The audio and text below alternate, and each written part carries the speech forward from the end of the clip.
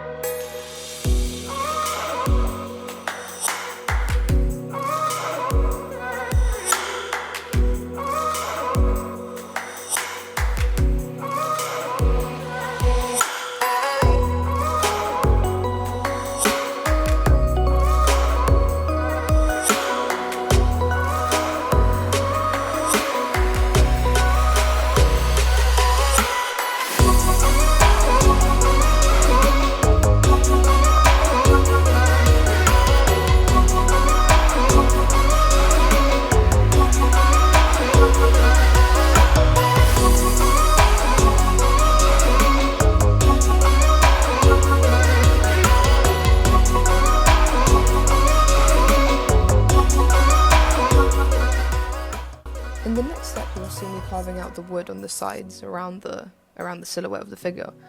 And I was planning to put this in the previous video, but it was just a little too long, and it wasn't a structural component, but rather an aesthetic choice that I made for the piece. I was using lino cutting knives for this, again because I felt like I had more control with them and that I could peel off not too much but not too little at the same time.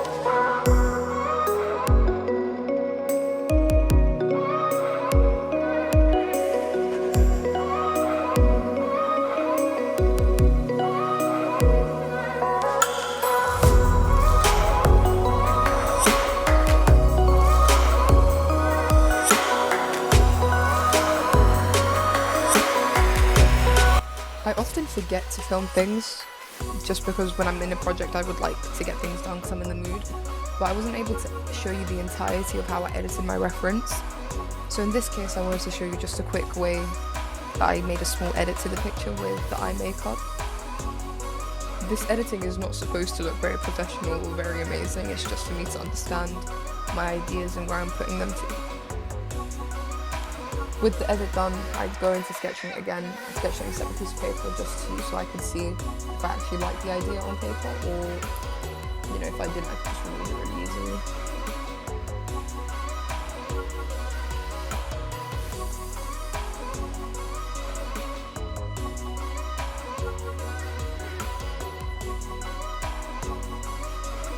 Before painting, I used tape to cover the etched sections of the wood because I wanted to keep the original colour to have a contrast with the brightness of the female character that I'm drawing. And with that said, I began the process of painting, where I started off with I think 2 to 3 base coats of white, just so I had a nice clean surface to paint on with no textures.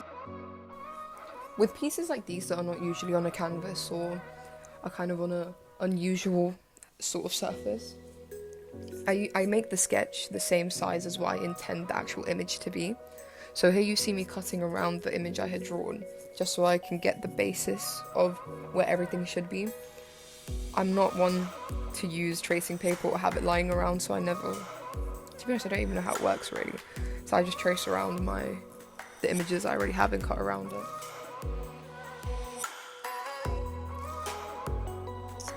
I find myself using acrylic paint quite often just because it is quick and easy to use and the cleanup is a lot easier. But in all honesty, I think that oil paints are funner to use because you can actually blend better and you have more time to work with your piece.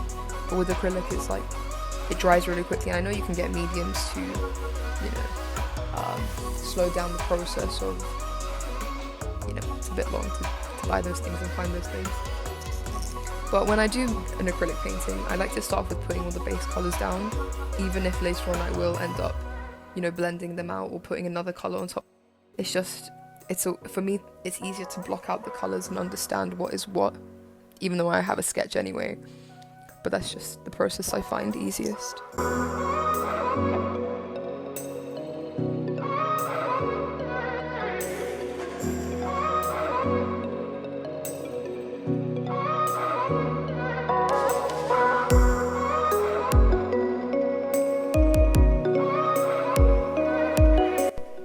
I would like to apologise for my fat head making an appearance in this video copious amounts of times, and a couple of times it will just mess up the focus in the video, but B wanted to be on screen, what can I say?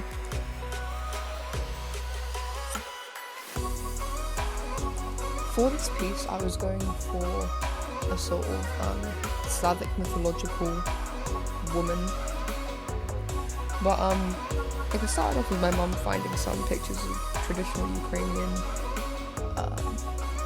like outfits and headdresses and that sort of stuff from different regions, and personally I've only seen a few. I've never seen the vast amounts that they have, and I came across this one which I really liked because I had never seen women wear such big kind of full headscarves. And to be honest, it's not really associated. I don't associate that with my country other than, like, you know, babushkas and grandmas wearing you know, the little veil thing on their head. But I just found it to be really pretty and really decorative. But when I looked at this piece, I was inspired, and I didn't want to just not copy necessarily, but just take the pose and the outfit and just leave it at that. I wanted to do something with it. So I thought to myself, you know what? Let me just look at some stories and mythology of Ukraine, or even just any Slavic nation, and see what interests me or what relates to the outfit that is in my reference. And I came across the Ukrainian version of a phoenix, which again is not strictly Slavic or Ukrainian, but I wanted to incorporate the way that Slavic countries interpret the appearance of a phoenix, rather than, you know, how we think of it in like Britain or America or wherever else. So with that said, I looked at different sources and picked out what I thought would look nice, and then that's how I edited my image. And in the image that I did have as my reference, the headdress was already red, as you probably saw earlier on, and so I thought it fit really well because at the end the phoenix is a firebird, so all the colour palette would be very orange, very red, very yellow, and to me it seemed like a perfect match, really.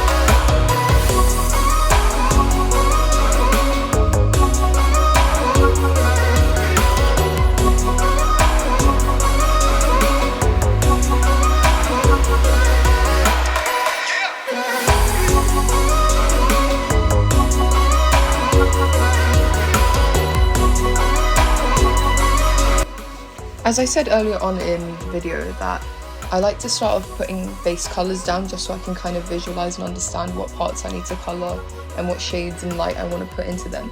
I did find myself recolouring a lot of bits in the piece.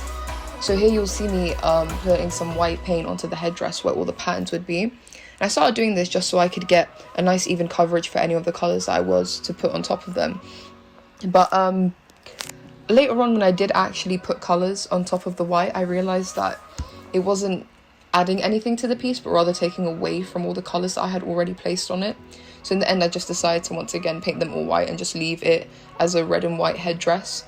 I think the simplicity of the white in the headdress along with the white shirt just allowed the bright colours to be more vivid and to be more at the forefront of the piece.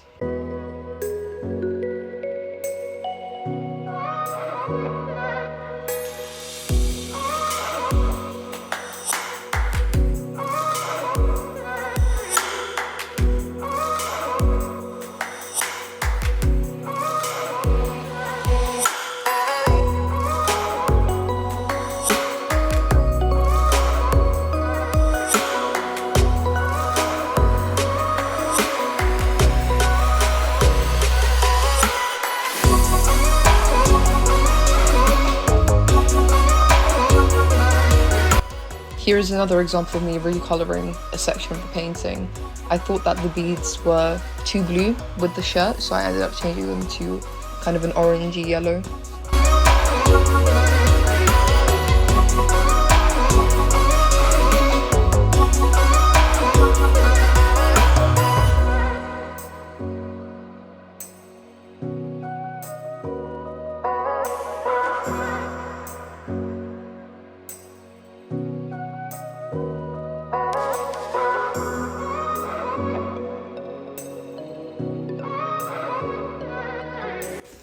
In the reference photo that I made, I did add some feather texture to the face and the neck, but when I was making the painting initially I was thinking, you know, I have quite a few feathers, I might not include this.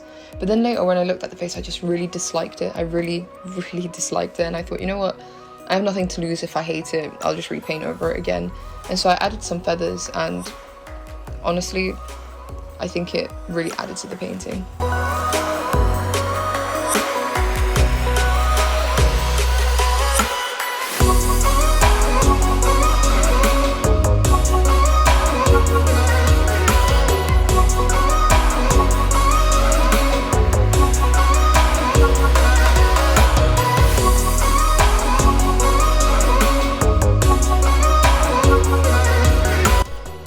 For the 3 Jafar-esque feathers on the top of the head, I kind of wanted to give it a different texture, just because the eye feathers, the skin feathers and the wing feathers were very similar.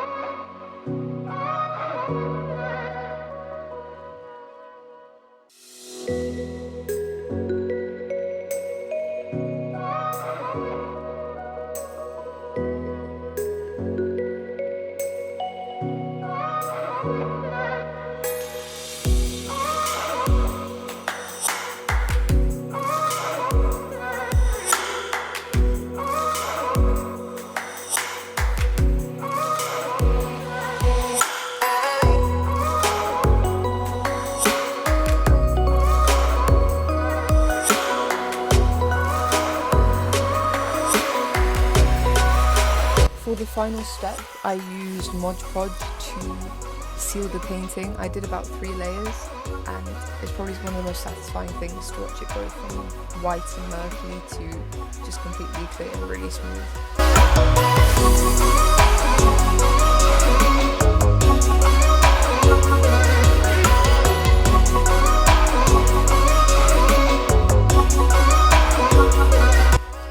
And here's my final piece. Thank you for watching this video, and if you liked it, please subscribe, leave a like, leave a comment, share it to your friends and family, and I'll see you next time.